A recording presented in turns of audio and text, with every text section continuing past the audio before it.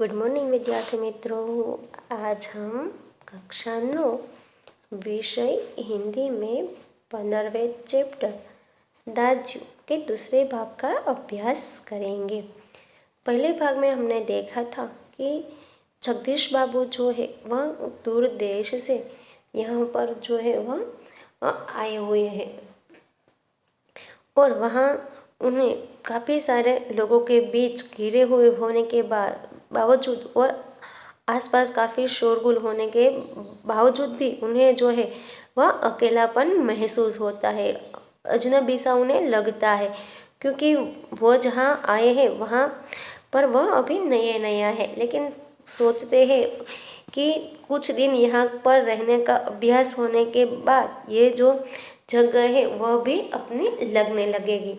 वहाँ पर उनकी पहचान जो है वह एक मदन नाम के लड़के से होती है, जो उन्हीं की तरह जो है वह पहाड़ों में से यानी कि अल्मोड़ा के पहाड़ों में से है और कहते हैं कि उनका जो गांव है वह जगदीश बाबू के गांव से बिल्कुल निकट है। अब वह बच्चा जो है वह सोचता है कि वह उन्हें किस तरह से ये पुकारे। उन्हें भी यह अपने गांव के आसपास के से व्यक्ति से मिलकर जो है वह अच्छा लगता है।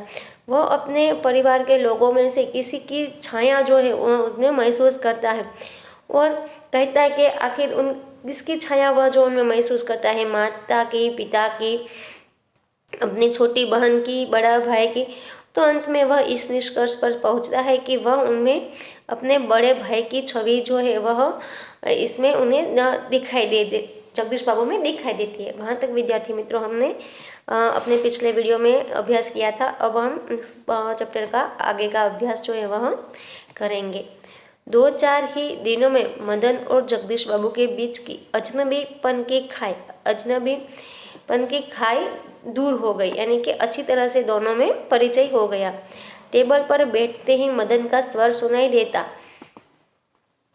तो 2-4 दिन हुए कि मदन और जगदीश बाबू के बीच की जो अजनबीपन की खाई यानी कि अब वह दूर हो गई और वह जो है एक दूसरे से अच्छी तरह से परिचित हो गए। टेबल पर जैसे ही जगदीश बाबू आकर बैठते तो मदन का स्वर जो है वह आवाज़ जो है वह सुनाई देती। दाजू जय हिंद। दाजू आज तो ठंड बहुत है। दाजू क्या यहाँ भी यूं हिम पड़ेगा? दाजू आपने तो कल बहुत थोड़ा खाना खाया। तभी किसी ओर से बोई की आवाज़ पड़ती और मदन उस आवाज़ की प्रतिध्वनि के पहुंचने से पहले ही वहां पहुंच जाता। आर्डर लेकर फिर जाते जाते जगदीश बाबू से पूछता, दाजू कोई चीज़ पानी लाओ। तो अब उन दोनों में पहचान हो जाने के बाद जब भी जगदीश बाबू जो है उस काफे में आते तब मदन उसे कहता कि जय हिंद और वातावरण के बारे में आदि बातें जो है वह करता कि बहुत ठंड है क्या इस बार, या जैसे कि उनके पहाड़ों में जो है बर्फ़ गिरती है, हिम पड़ता है, क्या उसी तरह यहाँ भी हिम पड़ेगा।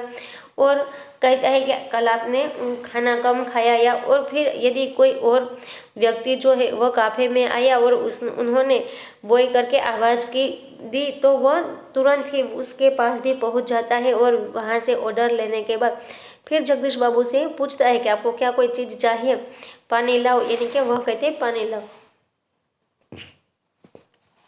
लाया दाजू शब्द को उतनी ही आतुरता और लगन से दोहराता जितनी आतुरता से बहुत दिनों के बाद मिलने पर भी माँ अपने बेटे को चूमती है। तो वह मदन जो लड़का है वह दाजू शब्द को इतनी लगन और आतुरता से जो है वह दोहराता है कि जितनी आतुरता से माँ अपने कई दिनों बाद मिले हुए बेटे को चूमती है, पुकारती है, वैसे ही। कुछ दिनों बाद जगदीश बाबू का एकाकीपन दूर हो गया। उन्हें अब चौक, कैफे ही सारा शहर अपनेपन के रंग में रंगा हुआ लगा। रंगा हुआ यानी कि बहुत ही घनिष्ठ हो जाना लगने लगा। परंतु अब उन्हें यह बार बार दाजू कहलाना अच्छा नहीं लगता और यह मदन था कि दूसरी टेबल से भी दाजू, मदन इधर आओ, आया दाजू। दाजू की शब्द की आवृत्ति पर जगदीश बाबू के मध्यम वर्गीय संस्कार जाग उठे। अपनत्व की पतली डोर अहम की तेज धार के आगे न टिक सकी। अब कुछ दिनों बाद यह जो नया शहर था, नई जगह थी, वह सब जो है वह जगदीश बाबू को अपने से लगने लगती है। लेकिन अब उन्हें जो है ये मदन का बार बार दाजू कहना जो है वह अच्छा नहीं लगता है, क्योंकि मदन सिर्फ उनके पास होने पर ही नहीं लेकिन दूसरे टेबल पर हो तब भी जो है वह दाजू कहकर ही जगदीश बाबू को पुकारता था। तो यह शब्द जो है वह उन्हें पसंद नहीं आता है। जगदीश बाबू के मध्यम वर्ग के जो संस्कार थे, वह अपनेपन की पतली सी जो डोर थी, उन्हें अहम की तेज धार ने उन्हें तोड़ दिया था, टिक नहीं सके। यानी कि उनका जो मध्यम वर्गीय स्वभाव था, उन संस्कार थे, उसके आगे जो ये अपनेपन की पन टिक नहीं पाता। चाय नहीं लेकिन दाजू चाय लाओ, चाय नहीं लेकिन यह दादू दाजू क्या चिल्लाते रहते हो दिन रात, किसी की प्रेस्टीज का ख्याल भी नहीं है तुम्हें। अब कहते हैं कि तुम्हें मुझे चाय नहीं चाहिए, लेकिन तुम जो है वह क्या मुझे हमेशा ही यह दाजू दाजू करके पुकारते रहते हो, चिल्लाते रहते हो दिन रात। तुम्हें किसी की प्रेस्टीज प्रेस्टीज यानी कि प्रतिष्ठा का तो ख्याल रखना चाहिए, तुम्हें तो यह भी नहीं है। जगदीश बाबू का मुंह क्रोध के कारण तमतमा गया। तो क्रोध से तमतमा जाना यानी कि क्रोध से चेहरा लाल हो जाना। शब्दों पर अधिकार नहीं रह सका। मदन प्रेस्टीज का अर्थ समझ सकेगा या नहीं यह भी उन्हें ध्यान नहीं रहा, पर मदन बिना समझा ही सब कुछ समझ गया था। अब जगदीश बाबू इतने क्रोध में थे कि क्रोध से उनका चेहरा लाल हो गया, और शब्द वो कौन सा शब्द बोल रहे हैं उनका भी उन्हें ख्याल नहीं रहा, क्योंकि प्रेस्टीज जो शब्द है क्या उसका अर्थ जो है वह यह लड़का यानी कि मदन समझ सकेगा या नहीं यह भी उन्हें जो है गुस्से के कारण ख्याल नहीं रहता। लेकिन उनके बिना समझाए ही मदन जो है सारी बातें अच्छी तरह से समझ जाता है। मदन को जगदीश बाबू के व्यवहार से गहरी चोट लगी। मैनेजर से सिरदर्द का बहाना कर वह घुटनों में सर्दे कोठरी में सिसकियां भर रोता रहा। घर गांव से दूर ऐसी परिस्थिति में मदन का जगदीश बाबू के प्रति आत्मीयता प्रदर्शन स्वाभाविक ही था। इसी कारण आज प्रवासी जीवन में पहली बार उसे लगा जैसे किसी ने उसे ईजा की गोदी से बाबा की बाहों के और दीदी के आंचल की छाया से बलपूर्वक खींच लिया हो। परंतु भावुकता स्थायी नहीं हो तो रो लेने पर अंतर की घुमड़ती वेदना की आंखों की राह बाहर निकाल लेने पर मनुष्य जो भी निश्चय करता है वे भावुक क्षणों की अपेक्षा अधिक विवेकपूर्ण होता है। अब मदन जो है वह जगदीश बाबू के इस व्यवहार से उन्हें काफ़ी दुख होता है। अब वह इसके कारण वह जो है वह मैनेजर से सिरदर्द का बहाना कर कर छुट्टी लेकर जो है वह अपनी जो कोठरी थी उसमें चला जाता है और वहाँ जाकर रोने लगता है। अब जो वह छोटा सा लड़का था और घर और गांव से दूर जो यहाँ पर रहता था, इस परिस्थिति में उनका जगदीश बाबू के प्रति आत्मीयता प्रदर्शन तक जो करता था, उनके प्रति जो उनकी आत्मीयता थी वह स्वाभाविक ही थी। और इसी आत्मीयता के कारण आज उस जो वह प्रवासी जीवन में कि यहाँ पर जो अपने गांव से दूर रह रहा था, उसमें पहली बार उसे ऐसा महसूस होता है कि जैसे आज उसे किसी ने उसके पूरे परिवार से जो है बलपूर्वक खींचकर दूर कर दिया हो। लेकिन भावुकता जो है वह स्थायी नहीं है।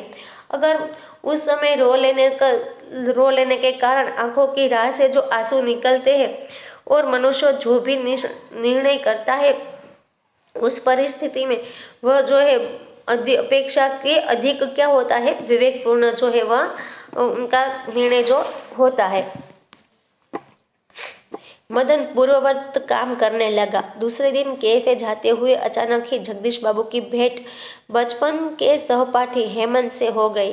कैफे में पहुंचकर जगदीश बाबू ने इशारे से मदन को बुलाया, परंतु उन्हें लगा जैसे वह उनसे दूर दूर रहने का प्रयत्न कर रहा हो।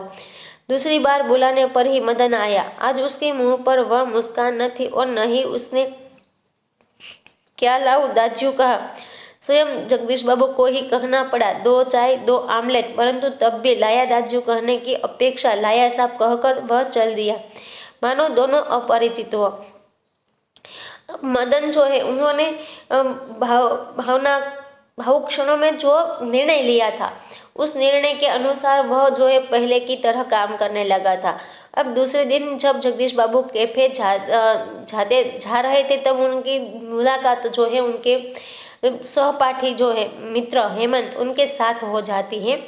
वह दोनों ही कैफे में पहुंचकर जगदीश बाबू जो है वह इशारे से मदन को बुलाते हैं, परंतु वह जो है उनसे तुरंत नहीं आता, उनसे दूर रहने का प्रयत्न करता है। जब वह दूसरी बार बुलाते हैं तब भी आया दाजू के बजाय वह आता है, लेकिन आज उनके चेहरे पर ना ही वो मुस्कान थी और ना ही उसने दाजू उन्हें कहकर पुकारा था। आज तो स्वयं जगदीश बाबू को कहना पड़ा कि 2 चाय और 2 आमलेट, परंतु इतना कहने पर भी उन्होंने दाजू नहीं कहा, लेकिन यह लाया साहब कहकर वह जो वहाँ से चला जाता है, जैसे कि उन दोनों दूसरे को कभी जानते ही नहीं थे और ना ही जानते हैं। दोनों को अपरिचित हो ऐसा व्यवहार जो है आज मदन जो है वह करता है। शायद पहाड़िया है, हेमंत ने अनुमान लगाकर पूछा। हेमंत जो है उनका मित्र जगदीश बाबू का, वह अनुमान करके कहता है कि शायद यह लड़का जो है यानी कि मदन जो है वह पहाड़ का रहने वाला है।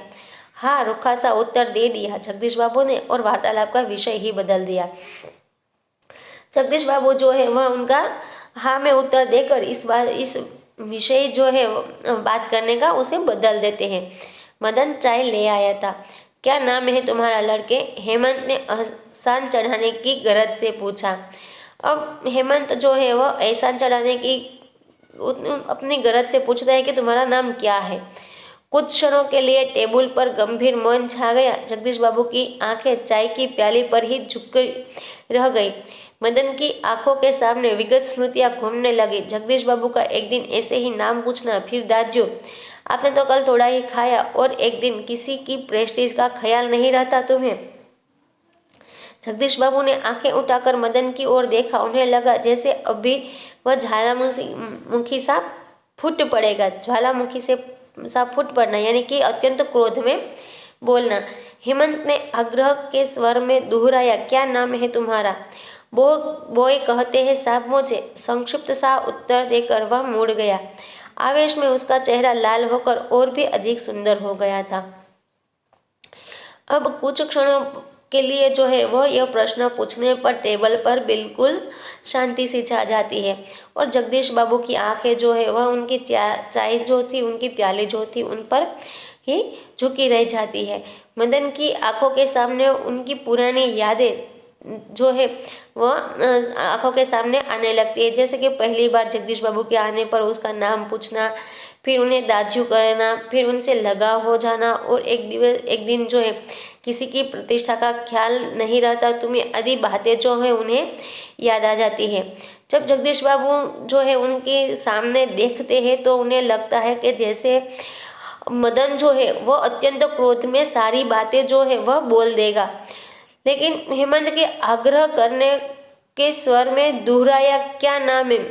हेमंत ने फिर से जब पूछा कि तुम्हारा क्या नाम है, तब सभी बॉय मुझे कहते हैं सब, इतना सा छोटा सा उत्तर देकर वह वहाँ से चले जाता है। क्रोध के कारण उनका चेहरा जो है लाल हो जाता है और उस लाल चेहरे में, उस क्रोधी आवेश वाले चेहरे में वह अधिक सुंदर जो है वह लगने लगता है, वो मदन जो है वह। विद्यार्थी मित्रों, यहाँ पर हमारा ये चैप्टर जो था 15वां धाजू वह समाप्त होता है। आशा करती हूँ कि आप लोगों को यह अच्छी तरह से समझ में आ गया होगा। धन्यवाद।